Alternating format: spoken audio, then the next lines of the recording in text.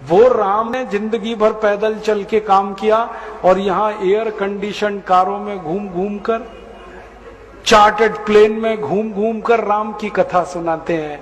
वो कथा वथा नहीं है, वो उद्योग है, व्यापार है, बिना टैक्स का।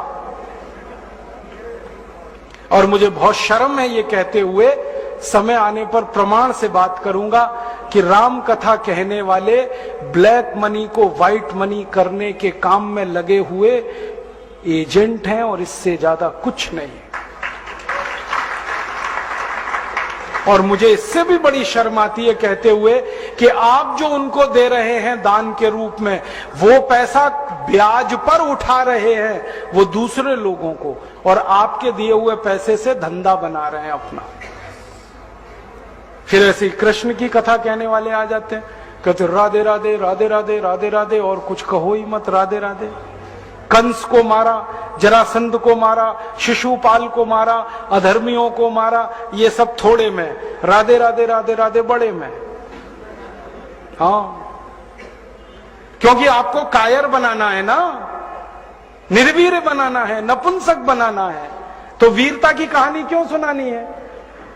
तो चुन चुन कर ऐसी कहानियां सुनाते हैं। और मैं आपको बहुत गंभीर बात कह रहा हूं कि ये सारे हमारे देश में जो पाखंडी लोग हैं ना, राम और कृष्ण की कथा कहने वाले, ये सरकारों के साथ मिले हुए हैं, क्योंकि सरकारों ने इनको एक कान में मंत्र फूंका है, तुम लोगों का ध्यान इस तरफ भटकाते रहो ताकि कोई महंगाई के खिलाफ न लड़े, गरीबी के खिलाफ न लड़े, बेरोजगारी के खिलाफ न लड़े, अत्याचार के खिलाफ न लड़े, वो डूबा रहे राधे राधे राधे राधे राम राम राम राम, बस इसी में। और समझाते रहो, तुम क्या लाए थे, तुम क्या ले जाओगे, क्यों व्यर्थ चिंता करते हो, जो हो रहा है अच्छा हो रहा है, आगे होगा और भी अच्छा होगा। एक रास्ता ये है।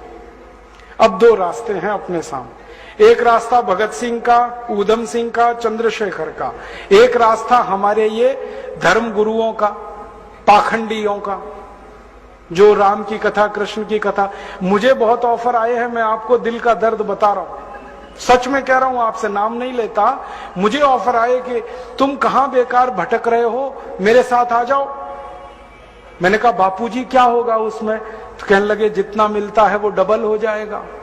मैं बोल रहा कैसे? तो उन्होंने कहा तुम्हारी वाणी में बहुत जोर है और मेरे पास लोगों की भीड़ इकट्ठा करने का, मजमा लगाने का तरीका है। मैं ऐसा डमरू बजाता हूं कि सब इकट्ठे होते हैं और तुम्हारी वाणी में जोर बहुत है, मिलके लूटेंगे, थोड़ा तुम्हारा थोड़ा मेरा। ऐसे खुले ऑफर है मेरे पास। और मैं कहता हूं बापूजी माफ करो। क्यों? कहते तुम्हें पैसे नहीं चाहिए। मैंने कहा पैसे ही चाहिए होते तो बहुत रास्ते हैं मेरे पास, यही एक बचा है। पैसे ही कमाने हैं तो बहुत रास्ते हैं, ये एक रास्ता थोड़ी है। बहुत तरीके हैं, पैसे कमा लूं, घर बना लूं, बीवी बच्चे ले आऊं, करोड़पति हो जाऊं, 10 करोड़पति हो जाऊं, 100 करोड़पति हो जाऊं। बहुत आसान काम है ये तो। थोड़ी चालाकी हो तो सैकड़ों करोड़ बनाना बिल्कुल मुश्किल नहीं है इस देश में। फिर अंत में तो वही होगा ना, सैकड़ों करोड़ हो गए, एक दिन डायबिटीज होगी, एक दिन अर्थराइटिस होगा, एक दिन हार्ट अटैक आएगा, मैं मरने ही वाला हूं। तो मरना तो है ही, वहां भी शायद जल्दी मरूं, क्योंकि जब शरीर में तामस वृत्ति आती है ना तो जल्दी मरता है आदमी। जब तक सात्विक रहता है तब तक थोड़ा दम रहता है, तो तामस वृत्ति आएगी, मरना मुझे वहां भी है। तो क्यों ना इस रास्ते पे चल के मरूं जहां सात्विक वृत्ति भी है, मरना है ये तो पक्का ही है, जिंदा तो कोई रहेगा नहीं। तो भगत सिंह का रास्ता क्या बुरा, ऊधम सिंह का रास्ता क्या बुरा, चंद्रशेखर का रास्ता क्या बुरा? कुछ करके मरो ना। मरेंगे ये सब भी, राम की कथा सुनाते सुनाते हार्ट अटैक आएगा, मरेंगे वो भी।